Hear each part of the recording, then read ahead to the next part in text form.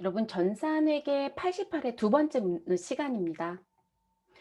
두 번째 시간에는요. 전표 입력 문제인 문제 4번을 같이 진행해 보도록 할게요. 지금 현재 패턴은 계속 이런 식으로 전산회계 2급은 진행될 예정입니다. 지금 저는 프로그램 들어와져 있고요. 그리고 지금 퍼펙트 전산회계 2급 교재 보시는 분들은 321 페이지 여기 4번 문제 보시면 되겠습니다.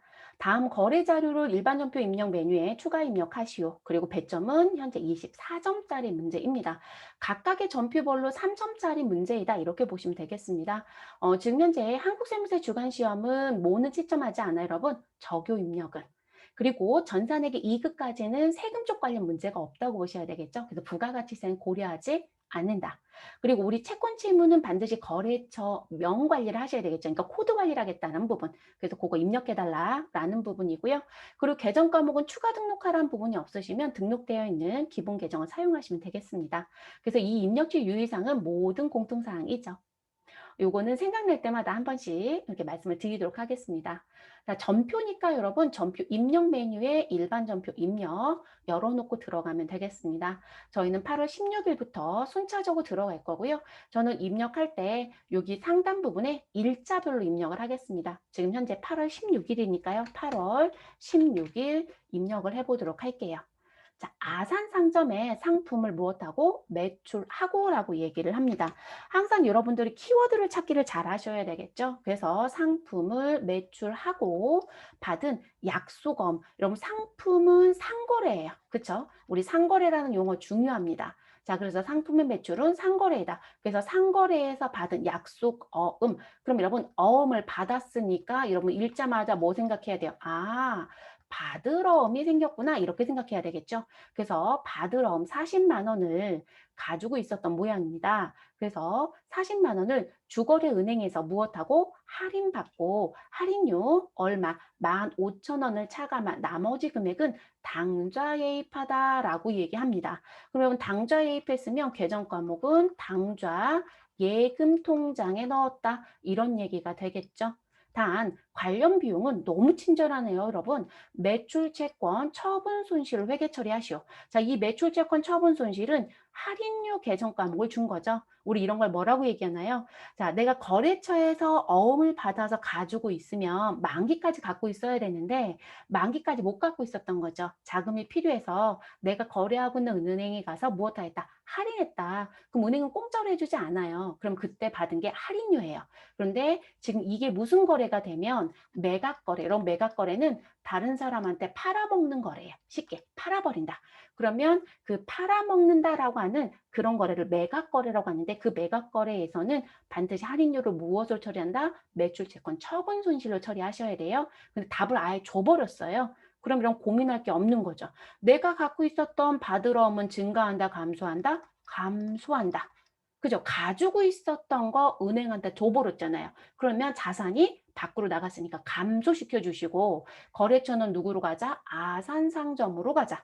됐어요, 여러분? 그리고 매출채권 처분 손실은 일종의 비용이죠. 네, 비용의 발생은 어느 변에 쓰시면 되죠? 우리 비용의 발생은 차변에 쓰겠죠. 그럼 통장에 돈이 증가해요, 감소해요? 증가네요. 그럼 보통 우리 당좌예금 증가할 거니까 자산의 증가는 어느 변? 차변에 써주시면 되죠. 됐어요, 여러분? 네, 요 정리만 해주시면 되는 거죠. 정리 다 되셨으니까 입력하러 가보도록 하겠습니다. 여러분, 이런 문제는 대변부터 넣는 게 더 빨라요. 그럼 구분란에 가셔서 대변은 4번이죠. 그리고 받으럼 110번 넣어주시고요. 반드시 거래처 누구요? 아산상점을 꼭 입력해야 합니다. 거래처 입력이 없으시면 안 돼요. 그리고 금액은 얼마이다? 40만 원을 입력합니다. 자, 그리고 이제 반대편 차변을 넣고요. 그리고 15,000원은 계정 과목 줬죠, 여러분? 누구로요? 매출채권 처분 손실. 그러면 매출자만 쳤더니 너무 많이 나오네요. 그럼 여러분 여기다 이 매출 옆에 채자를 치면 이렇게 검색이 자동으로 돼요. 그럼 매출채권 처분 손실 입력해 주시면 되고, 그리고 시험 보러 가면 저처럼 이렇게 엔터 치면 위에 있던 아산삼전 한글 상호가 따라오거든요. 이거 지워야 되냐고 물어보시는데 상관없어요. 감점하지 않는다. 그대로 두셔도 된다. 지우고 싶으신 분들은 스페이스바 한 번만 누르면 싹 지워지죠. 제발 백스페이스 누르지 마시고. 자, 그리고 금액은 15,000원 입력합니다. 자, 그리고 나머지 같은 변, 차변 선택해 주시면 되시고요. 금액은 얼마이죠, 여러분? 당좌 예금으로 들어오는 금액. 우리 당좌 예금 102번 선택하시고요. 은행이라는 부분 자체가 명기가 없으면 입력하지 않습니다. 전산 회계 시험은 또는 전산 세무 시험은 은행 명기가 100% 중에 10%도 안 돼요. 그래서 은행이 있을 땐 꼭 넣어주시고요. 없을 땐 모두 다 무엇한다? 패스, 공란으로 넘어갑니다. 그리고 여러분 자동으로 38만 5천 원 나오죠. 그래서 제가 여기다 38만 5천 원 안 넣은 거예요. 그래서 차변을 먼저 넣든 대변을 먼저 넣든 그건 감점 사유가 되지 않아요. 어느 변을 넣든 상관이 없고 여러분들 편하신 대로 넣습니다. 저도 여러분들이랑 수업할 때 어떻게 할 것이다. 편한 대로 들어갈 거예요. 그러니까 대변을 먼저 넣는 게 더 편하다. 그럼 대변 먼저 넣을 거고요. 차변을 먼저 넣는 게 더 편하다. 그럼 차변 넣을 거고요. 차대변 어느 변을 넣든 상관이 없다. 그러면 차대 이렇게 넣어도 되겠죠. 네, 여러분 편하신 대로 합니다. 그래서 이렇게 입력하시고 마무리. 그러면 3점 정리된 거죠. 네, 두 번째 문제 가겠습니다. 9월 3일입니다. 저는 일자 미리 입력해 놓고 가겠습니다. 9월 3일. 영업부서에 영업용 휴대폰 이용요금 영수증을 수령하고요. 납부해야 될 총 금액을 무엇으로? 현금으로 지급하였다라고 얘기합니다. 그럼 현금이 증가해요, 감소해요, 여러분? 감소한다는 결론은 끝났죠. 그리고 휴대폰 이용요금은 여러분 뭐라고 얘기하나요? 통신비라고 얘기하지 않나요? 그죠? 휴대폰 이용요금 보자마자 뭐라고 써놓으시면 돼요? 아, 통신비. 그리고 영업부서라는 글씨가 있으니까 우리는 판매비와 관리비 써주시면 되겠죠. 자, 지금 현재 나와져 있는 내용들의 요 내용 중에 보시면 얼마를 썼는데 그중에 기본요금은 어떻고 국내에서 쓴 건 어떻고 데이터 사용료는 어떻고 근데 내가 할인받은 게 있어서 어떻고 저쩌고 막 다 나와 있죠. 근데 우리는 회계 처리할 때는 누구만 하시면 된다? 납부할 총 금액인 59,050원만 처리하시면 되는 거예요. 이 중간에 있었던 부분 필요하지 않다는 얘기예요. 최종적으로 내가 낸 돈만 정리하시면 되겠습니다. 자, 그리고 우리 두 번째 나와 있는 9월 3일 문제는요. 출금 전표로 처리하시든 우리는 차변과 대변으로 입력하시든 상관은 없습니다. 저는 출금 전표는 출금 전표, 입금 전표는 입금 전표, 대체 전표는 대체 전표로 입력을 하겠습니다. 출금은 1번이죠, 여러분. 그리고 상대편 계정, 통신비 넣어주시면 되겠죠. 그런데 시험 보실 때 조심할 건 뭐다? 영업부서니까 반드시 몇 번? 813번, 814번 코드 입력하셔라. 그리고 금액은 59,050원을 입력하시면 되겠습니다. 됐어요, 여러분? 다 하실 거 있어요? 없어요? 네, 두 번째 문제까지 정리가 됐습니다. 세 번째 문제로 넘어가도록 하겠습니다. 3번. 자, 우리 9월 5일입니다. 우리는 일자 9월 5일로 변경하고 들어오도록 하겠습니다. 미리 상사의 상품을 1,000만 원에 판매하기로 무엇하고요? 계약하고 계약금 200만 원을 당사 보통예금 계좌로 이체받았다라고 얘기합니다. 여러분 내가 계약금을 받으면 미리 받은 돈이죠. 자, 그래서 우리는 보통예금이 무엇할 것이다? 보통예금이 증가합니다. 자산의 증가는 차변이죠. 그럼 여러분 대변에 이 계약금은 받은 돈이잖아요. 언젠가는 갚아야 되겠죠. 무엇으로요? 상품으로 갚아야 되겠죠. 이해되셨어요, 여러분? 그래서 미리 받은 돈은 뭐다? 선수금. 내가 미리 주면 뭐가 된다? 선급금. 그런데 조심할 건 이 선수금에 누구를 꼭 넣어주셔야 된다? 미래상사라고 하는 거래처를 반드시 입력하셔야 된다. 이거 잊어버리지 마실 거. 그러면 입력하러 가볼까요? 그래서 계약금 문제 자주 나와요. 특히 전산회계 2급은. 그래서 내가 받았을 때, 내가 주었을 때 꼭 정리를 잘 하실 것. 이거는 차대 어느 변을 넣든 상관이 없겠네요. 자, 우리 구분단의 차변 3번 선택하시고요. 보통예금 103번 입력합니다. 은행은 없으니까 엔터 하시고 금액란에 와서 200만 원 입력. 자, 반대편 계정 대변 넣어주시고요. 우리는 선수금 넣어주시면 되겠네요. 반드시 거래처 누구 넣어주셔라? 미래상사. 자, 미래상사 넣어주시면 금액은 자동으로 200만 원 들어오죠. 됐어요, 여러분? 그래서 이 문제는 계약금 계정 과목을 알고 있느냐? 그리고 계약금의 거래처를 꼭 넣어야 되느냐? 이거예요. 그게 키 포인트예요. 찾아야 되는 부분. 됐어요? 네, 10월 17일로 넘어가도록 하겠습니다. 자, 우리 상단에 달은 몇 월이요? 10월, 일자는 17일입니다. 상품을 판매하고 발급한 거래 명세서이다. 여러분 상품을 무엇했다고요? 팔았어요. 자, 그러면 상품을 판매했으니까 우리는 상품 무엇이 나왔다? 매출이 일어났다. 이렇게 되겠죠. 자, 대금 중 일부는 당좌 예금 계좌로 입금받고 그럼 우리는 당좌 예금이 무엇할 것이다? 차변에 증가할 것이다. 자, 그리고 나머지는 외상하였다. 여러분 상품은 상거래예요. 그러면 요 외상은 여러분이 보자마자 무슨 생각이 들까요? 외상 매출금이 생겼구나 라는 게 기억이 나야 되겠죠. 그래서 우리는 차변의 계정 과목은 벌써 정리가 끝났어요. 당좌 예금 증가 차변, 외상 매출금 증가 차변. 그럼 대변에 누구 써요? 상품을 판매하고 제가 매출 나왔다고 했죠? 그러면 수익의 증가는 어느 변? 대변이잖아요. 됐어요, 여러분? 그럼 내용 내려오셔서 거래물소표 정리하시면 되는데 우리는 누구한테 팔았다? 우리가 우연상사예요, 여러분. 그래서 강원 컴퓨터한테 팔았고 그리고 전체 팔은 금액은 얼마에다? 1,650만 원입니다. 그 중에 우리 여기 입금이라고 했었던 부분이 당좌 예금에 들어가야 되는 돈이고 잔금이라고 했었던 부분이 외상 매출금으로 가야 되는 돈이겠죠. 됐어요, 여러분? 네, 정리됐으니까 우린 입력하러 들어가겠습니다.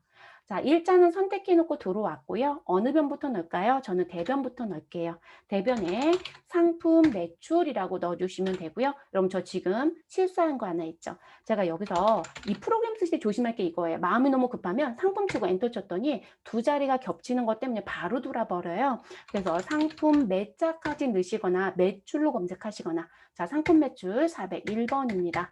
그리고 금액은 얼마이냐면 1,650만 원이고요. 자, 상대편 차변에는 당좌 예금 102번이죠. 네, 그리고 돈 얼마 받았다? 1,000만 원 입금 받았습니다. 자, 그리고 같은 변 차변이죠, 여러분. 네, 그리고 우리는 외상 매출금 108번. 조심할 게 누굴까요? 강원 컴퓨터를 반드시 넣어야 되는 거죠. 자, 마음이 급하면 항상 실수하신 게 뭐냐면 거래처 입력을 빠뜨리고 나온다예요. 그러니까 분명히 차변에 있는 계정 과목, 대변에 있는 계정 과목 맞았고 금액도 맞았는데 분명히 본인이 가채점 했을 때보다 점수가 모자르대요. 그 본인은 붙었다고 생각했는데 1, 2점이 모자라서 떨어졌대요. 대부분 보면 거래처 코드 빠뜨린 경우가 많아요. 그리고 시중에 거래처 코드를 입력하지 않고 분계나 금액이 맞으면 1점은 깎고 2점은 받습니다라는 얘기가 돌아다니는데 여러분 그런 규정 없어요. 네, 우리가 점표는요 3점짜리이고 3점에서 부분 점수라는 건 원칙적으로 없습니다. 그러니까 그건 여러분들이 의미적으로 점수 계산하지 마세요. 점수는 가산적으로 주는 규정은 원칙적으로 없습니다. 그래서 지금 그 부분 하지 마실 것. 자, 그럼 저희는 이렇게 넣어주시고 마무리. 그래서 조심하실 거 무엇이다? 외상 매출금, 네, 거래처가 반드시 들어가 있어야 한다. 광원 컴퓨터 꼭 넣어주실 거 됐을까요? 자, 그 다음 문제 넘어가겠습니다. 저는 화면 좀 조금 지우고 위로 올려놓고 시작을 할게요. 자, 5번째 문제 들어가시면 되고요. 우리 11월 5일입니다. 그러면 다른 몇 월로요? 11월로 일자는 5일로 변경하고 시작합니다. 자, 인천 상사에서 판매용 컴퓨터 1,000만 원과 업무용 컴퓨터 얼마를 200만 원을 매입하였다라고 합니다. 자, 대금은 당사가 발행한 약속어음 2매.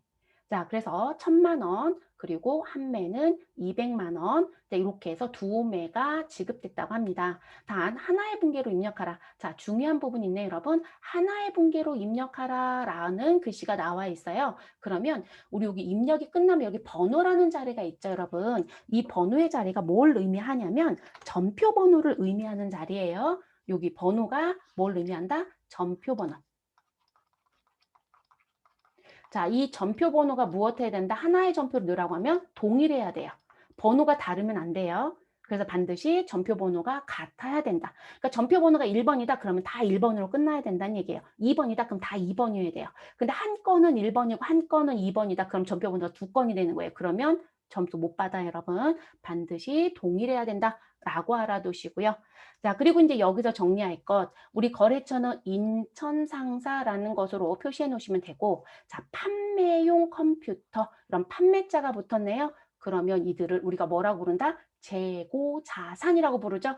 그러면 우리는 뭘 사가지고 왔다? 상품에 해당되는 컴퓨터 1,000만 원어치를 샀다. 자, 그리고 업무용 컴퓨터라고 되어 있어요, 여러분. 업무용은 영업부서에서 우리는 구매부서에서 관리부서에서 컴퓨터를 쓰려고 사가지고 왔다. 이런 얘기가 되죠. 그러면 이런 자산은 뭐가 된다? 유형자산이 되죠. 여러분 컴퓨터는 물리적 실체가 있어요. 그럼 유형자산이니까 이 컴퓨터는 뭐라고 불러야 된다? 비품이라고 불러야 되는 거죠. 됐어요, 여러분? 자, 그럼 상품은 재고자산이니까 우리 상거래라는 거에 해당이 될까요? 안 될까요? 해당이 됩니다. 그쵸? 비품은 상거래에 해당이 될까요? 안 될까요? 우리 상거래라고 하는 건 재고자산을 사고 파는 거. 자, 재고자산 아니었어요. 유형자산이었어요. 그럼 상거래가 아니죠. 그래서 제가 비품이라고 했어요. 이거 매우 중요해져, 여러분. 자, 그러면 일단 차변에 상품이 증가하고 차변에 비품이 증가하는 건 끝났어요. 그럼 이제 대변 정리해야 되죠. 그래서 대변에 가서 봤더니 대금은 당사가 발행한 약속 어음 2매를 줬다고 얘기합니다. 내가 어음을 무엇하였다? 발행했다. 그럼 내가 어음을 발행하면 여러분들이 암기한 친구들이 많을 거예요. 그럼 지급어음 이렇게 얘기해요. 자, 지급어음 맞는데 문제는 이거죠. 여러분 상거래였을 때 어음은 뭐로 가는 게 맞다. 여러분 내가 어음을 발행하면 이때는 지급어음이 맞죠. 그래서 여러분 지급어음. 그런데 지금 비품을 구입하는 200만 원도 무엇을 했다? 어음을 줬대요. 그래서 200만 원짜리도 한 매가 발행이 됐죠. 근데 여러분 상거래가 아니죠. 그럼 뭐로 가야 된다? 미지급금으로 갑니다. 여러분들이 전산 쪽에 이론 강좌를 듣고 들어오셨다면 이거 문제 푼 적 있을 거예요. 네, 분명히 자주 나오는 문제입니다. 그래서 이론과 실무 모두 다 출제가 되는 부분입니다. 반드시 기억하실 것. 그래서 여기다 한 번 더 넣을게요, 여러분. 우리 여기다 쓸까요? 자, 어음이라는 부분이 있었다. 내가 어음을 발행하는 입장 여러분. 그러면 어음은 상거래에서 이루어지는 발행이었다. 라고 하면 상거래입니다. 라고 하면 우린 반드시 뭐라고 쓰시면 되고 지급어음입니다. 라고 쓰는 거죠. 내가 상거래에서 어음을 받으면 받을 어음입니다. 라고 쓰시면 되는 거예요. 그런데 상거래이다라는 부분에 해당이 안 되더라. 상거래 아닌 게 뭐냐면 내가 유형자산을 취득하는데 어음을 줬다. 내가 무형자산을 사가지고 오는데 어음을 줬다. 내가 투자자산을 사가지고 오는데 어음을 줬다. 이런 얘기예요. 그러면 이때는 지급 어음이 아니라 무엇으로 간다? 미지급금으로 가셔야 돼요. 됐어요, 여러분? 요거에 대한 체크 문제입니다. 이걸 동시에 내버린 거죠. 절대로 틀리지 않아야 되는 문제. 이 패턴 문제가 언제부턴가 아주 많이 나오는 패턴이에요. 그래서 절대로 틀리지 않게끔 해주시기 바래요. 그러면 저희는 전표 입력하러 가겠습니다. 어느 변을 먼저 넣든 상관은 없겠네요, 여러분. 저는 차변부터 정리할게요. 구분의 차변은 3번이죠. 자, 그리고 상품 입력합니다. 146번이고요. 자, 금액은 얼마이다? 1,000만 원입니다. 자, 같은 변 차변이죠, 여러분. 우리 비품 사가지고 왔네요. 212번에 있는 비품 꼭 선택해 주시면 되고요. 금액은 200만 원입니다. 자, 그리고 우리 상대편 대변을 선택합니다. 여러분, 1,000만 원에 대한 건 상거래이니까 우리는 지급 어음 넣어주시면 되겠죠? 지급어음. 자, 조심하실 거. 거래처. 우리 거래처 누구이다? 인천상사에서 사가지고 왔습니다. 자, 인천상사 넣어주시고 금액은 얼마로 수정 입력? 1,000만 원으로 수정 입력합니다. 자, 같은 변 대변에 우리 비품 사가지고 온 거 200만 원. 이건 뭐로 넣어주시다? 미지급금 253번 코드로 넣어주셔야 되고 그리고 거래처는 동일하게 인천상사입니다. 자, 코드 위에 보이니까 그대로 치셔도 되고요. 또는 인천 두 자 넣어서 치셔도 되고 또는 저처럼 플러스 키 눌러서 엔터 치시면 코드가 따라 붙죠. 네, 어떤 방법을 넣든 상관은 없습니다. 됐어요, 여러분?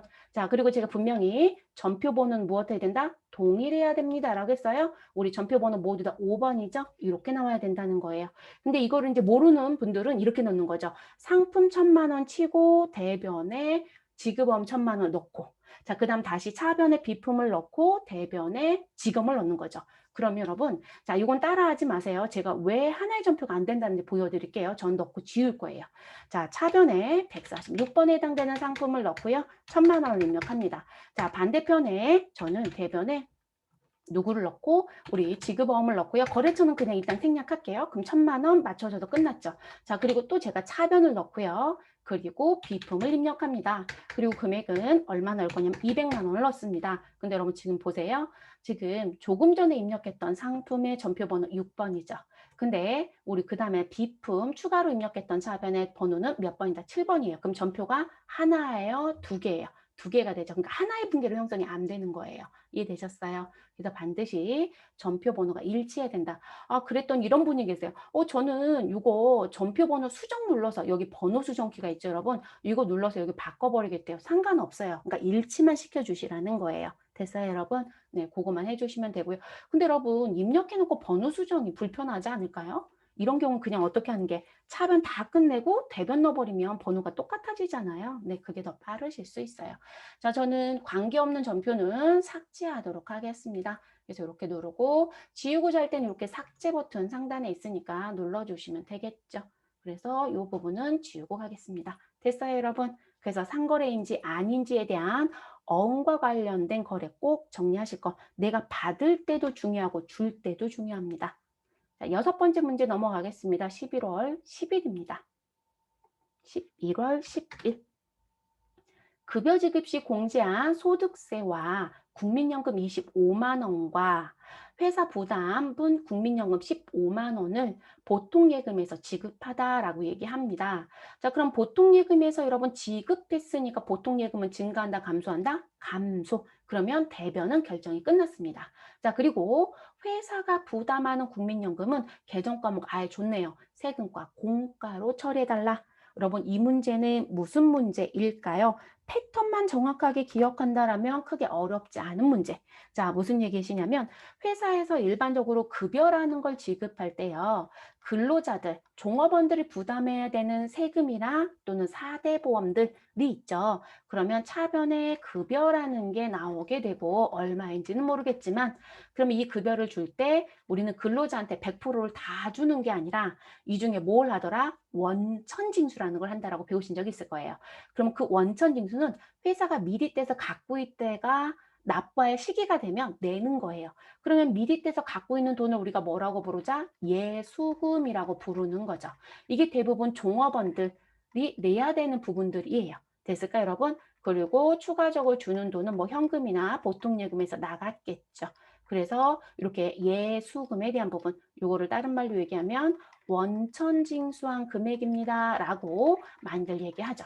그럼 이렇게 해놨다고 여러분 지금 몇 번 문제는 6번에 있는 11월 10일의 문제는 지금 가지고 있었던 거 무엇 하겠다? 아유, 우리 납부합니다. 라는 얘기를 하는 거죠. 그럼 납부할 거니까 부채 계정이 여러분 예수금은 그럼 대변에 있었던 예수금 어느 변에 와서 차변에 와서 예수금 무엇하고 정리시키고 이런 걸 뭐라고 배우셨어요? 상계한다라고 얘기하죠. 그러면 상계해 주시고요. 그런데 재밌는 건 우리 국민연금, 건강보험, 고용보험은 회사가 내는 돈이 있어요. 그런 걸 회사 부담금이라고 합니다. 회사 부담금은 비용 처리예요. 그래서 복리후생비 내지는 세금과 공과라는 걸 처리하거든요. 지금 국민연금인데 무슨 처리해달라고? 세금과 공과금 처리해 주세요 라고 써져 있죠. 됐어요, 여러분? 그리고 돈은 무엇으로 냈다? 보통 예금에서 냈어요 라고 주어져 있는 거죠. 그래서 우리한테 낸 문제는 요거를 풀어달라는 얘기예요, 여러분. 그런데 세금과 공과를 무조건 외우시면 안 돼요. 건강보험은 대부분 복리후생비를 더 많이 쓴단 말이에요. 국민연금은 세금과 공과로 더 많이 쓰고 누가 부담하는 거? 회사가 부담하는 거에 대해서는. 그리고 지금 보면 급여 지급 시 공제했다라고 했으니까 요 원천징수한 걸 말하는 부분. 그러니까 지금 25만 원은 개정 과목이 뭐가 된다? 예수금으로 처리해놨던 돈을 회사가 부담하는 돈과 같이 내야 되거든요. 됐어요, 여러분? 네, 그거에 대한 정리입니다. 그래서 아예 패턴을 공부하실 때 이렇게 공부하시는 게 맞는 거예요. 패턴을 공부하실 때. 됐어요, 여러분? 네, 패턴은 이렇게 정리하셔서 공부를 하시는 게 가장 좋은 방법입니다. 그럼 입력하러 가겠습니다. 우리는 일자는 미리 정리해놨고요. 여러분, 저희 차변부터 먼저 넣어볼게요. 네, 차변에 가서 예수금 254번 선택해 주시면 되고요. 금액은 얼마? 25만 원입니다. 그리고 같은 변 차변에 회사가 부담한 건 우리 국민연금 세금과 공과 써달라겠네요. 그러면 세금과 공과라는 거 선택합니다. 근데 반드시 판매비와 일반 관리비 선택합니다. 그러니까 여기서 여러분들 세금자를 치면 517번부터 이렇게 쭉 같이 나오잖아요. 근데 반드시 817번 선택하는 거 실수하지 마실 거. 됐어요, 여러분? 그리고 그 금액은 얼마에다? 15만 원. 자, 그랬더니 이걸 물어본 분들이 있어요. 아니, 근로자는 25만 원 내는데 왜 회사는 15만 원 내요? 라고 하는데 여러분 여기 소득세가 있었잖아요. 소득세는 무조건 근로자가 100% 내는 거예요. 근데 국민연금이나 건강보험료 같은 경우는 회사하고 근로자가 절반씩 냈던 것뿐이에요. 됐을까요? 자, 그럼 이렇게 정리해 주시고 상대편 대변에 누구로 넣어주자? 보통예금 103번 넣어주시고 40만 원 정리하시면 되겠습니다. 자, 우리 11월 10일 문제 무슨 부분이다? 아, 원천징수에서 가지고 있는 돈을 뭐라고 부르느냐? 예수금이라고 부른다. 됐어요, 여러분? 그래서 부채를 감소시켜주는 문제였습니다. 자, 12월 20일로 넘어가겠습니다. 7번째 문제입니다.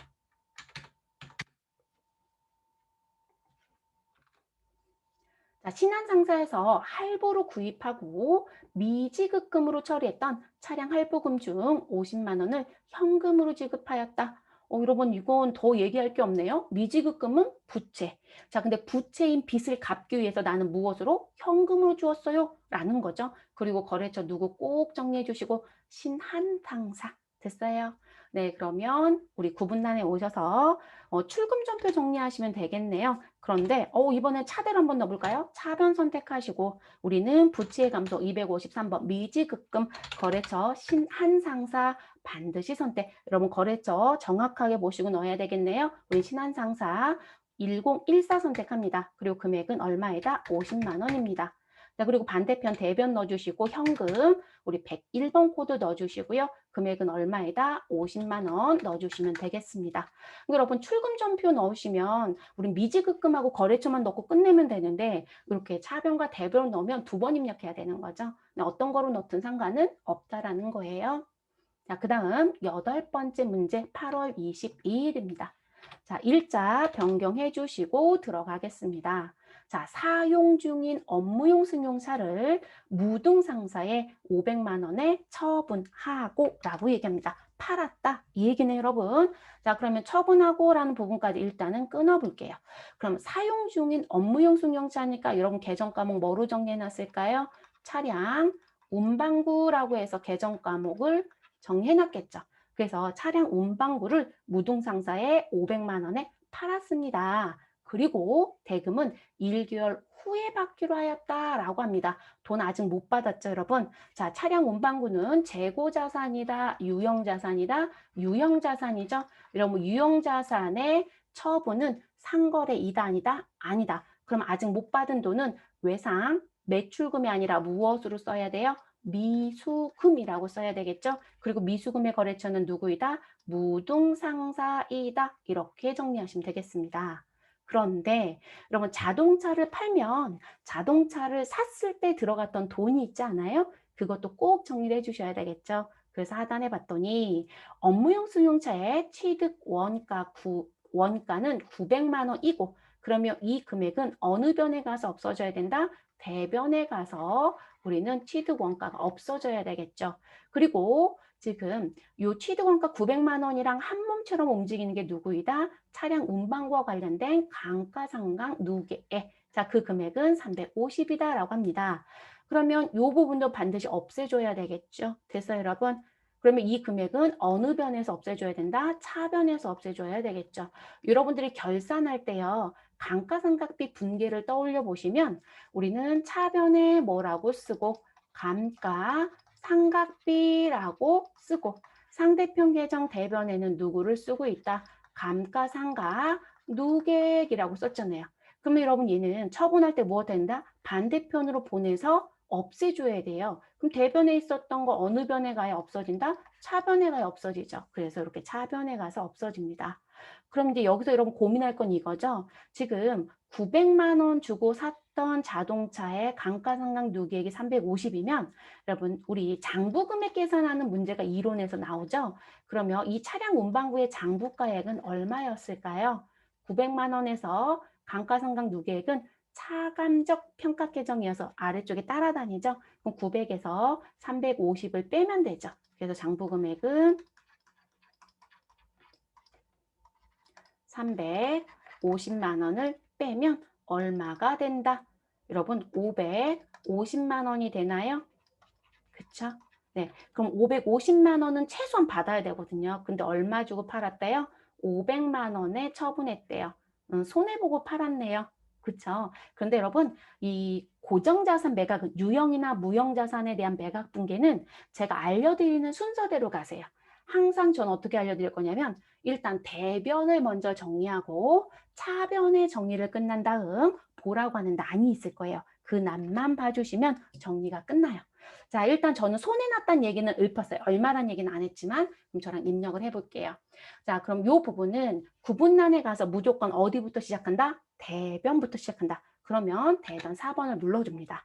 그럼 여러분 저 뭐 팔았죠? 차량 운반구. 그러면 대변에 차량 운반구를 먼저 씁니다. 자, 그러면 208번에 있는 차량 운반구 넣어주시고요. 자, 취득 금액을 넣습니다. 취득 금액 얼마예요? 900만 원을 입력합니다. 이게 1번이에요. 됐어요, 여러분? 그럼 대변에 누구요? 차량 운반구 넣어주시고 그리고 취득 원가라고 하는 금액을 대변에 입력합니다. 그 다음 차변을 선택합니다. 3번 차변. 됐어요, 여러분? 자, 그리고 나서 차량 운반구하고 관련된 감가상각누계액이라는 이 금액 있죠, 여러분? 이 금액을 곧바로 넣습니다. 그럼 여러분, 대손총담금이나 감가상각누계액은 원래 있었던 계정에 따라다니는 계정이란 표현으로 배우신 적이 있을 거예요. 그래서 208번이면 감가상각누계액은 209번이에요. 플러스 1의 계정으로 갑니다. 또는 기억이 안 나면 우리 어디에서 이 자리에 가서 감가라고 치시고 엔터를 누르면 이 옆에 참고 자리 계정 과목 들어오죠, 여러분. 자, 차량 운반구 208번이었어요. 제가 플러스 1하면 209번이라고 미리 결론 냈어요. 여러분 209번에 차량 운반구라고 글씨 들어온 거 보이시죠? 네, 그래서 이렇게 검색해도 되지만 209번 이렇게 치셔도 된다는 거예요. 자, 그럼 선택하시고 확인 눌러줍니다.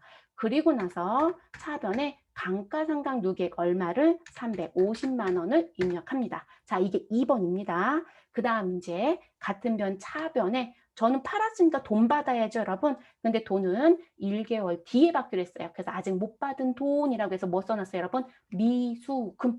됐어요, 여러분? 그러면 내가 돈 받기로 한 얘기를 써줍니다. 현금 받았다? 그럼 현금. 못 받았다? 미수금. 됐어요, 여러분? 통장으로 받았다? 보통예금. 이런 거 쓰시라는 거예요. 그럼 우리는 미수금 120번을 넣어주시면 되고요. 조심할 건 미수금의 거래처가 꼭 들어가야 되죠. 우리 누구한테 아직 돈 못 받았어요? 무등상사. 그래서 무등상사를 선택합니다. 그리고 받기로 한 돈은 얼마이다? 저는 500만 원에 처분을 했고 무등상태 받을 거예요. 그럼 무등상태 500만 원 받아야 되니까 차변의 금액은 얼마? 500이라고 입력을 합니다. 됐어요, 여러분? 이게 3번이에요. 그럼 1번, 2번, 3번 이 순서만 계속 지켜주시라는 거예요. 그리고 나서 마지막에 어디를 봐주시냐면 상단에 보면 이렇게 대차 차액이라는 자리가 떠요, 여러분. 대차 차액. 됐어요, 여러분? 자, 그럼 여기 대차 차액이 지금 빨간색으로 들어왔는데 음수예요, 양수예요. 그리고 이 자리에도 떠요.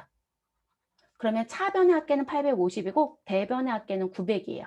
그러면 우리는 큰 쪽으로 맞춰줘야 되니까 차변이 금액이 50만 원이 부족하다는 얘기가 되죠. 근데 이 자리가 음수이면 이 자리가 음수이면 손실이에요, 여러분.